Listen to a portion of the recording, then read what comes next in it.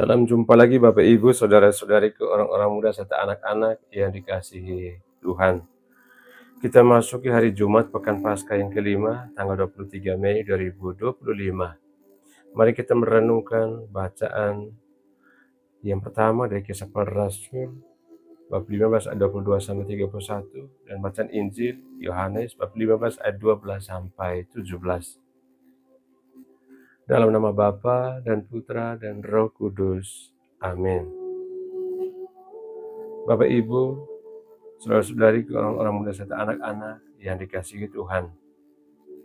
Yesus berkata kepada para muridnya, "Bukan kamu yang memilih aku, tetapi akulah yang memilih kamu.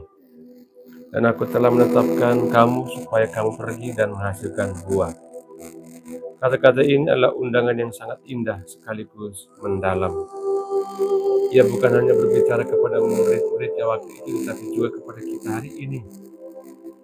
Kita semua dipilih oleh Yesus, dipanggil dengan nama, dikasih secara pribadi, dan diutus untuk satu misi, yaitu menghasilkan buah kasih dalam hidup kita. Yesus tidak memilih kita karena kita sudah sempurna. Ia tidak menunggu kita menjadi orang suci dahulu baru memanggil kita. Ia memilih kita dalam kelemahan kita, dalam kekurangan kita, dalam ketidaksempurnaan kita. Dia mengasihi kita apa adanya dan justru ingin memakai hidup kita sebagai saluran kasih-Nya bagi dunia. Dan seperti apa kasih yang Yesus maksudkan? Yesus berkata, "Inilah perintahku, yaitu supaya kamu saling mengasihi seperti aku telah mengasihi kamu."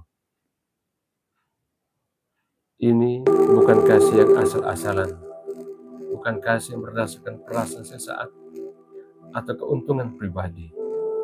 Ini adalah kasih yang mengorbankan diri, kasih yang bertahan dalam kesulitan, kasih yang tetap mengampuni, kasih yang aktif dan tulus, sebagaimana Ia tunjukkan di kayu salib.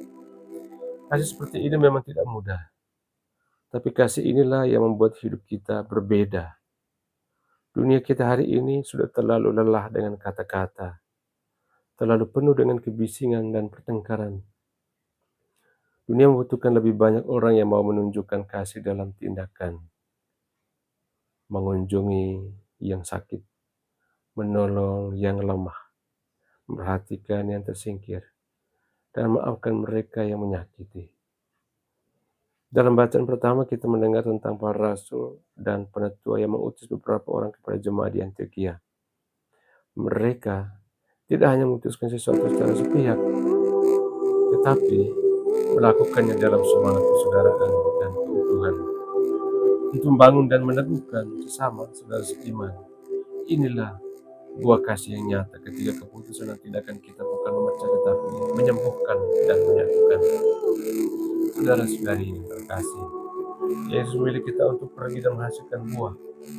Buah kasih itu tidak diukur dari besarnya tindakan, tetapi dari ketulusan hati. Mungkin hanya senyum yang menguatkan, kunjungan singkat pada yang sakit, mendengarkan keluhan dengan sabar, atau mendoakan seorang yang sedang susah. Hal-hal kecil itu bila dilakukan dengan kasih akan menjadi buah yang manis bagi dunia. Dan jangan takut kalau kasih kita tidak selalu dihargai. Yesus sendiri juga tidak selalu diterima, tetapi kasih sejati tidak mencari pujian.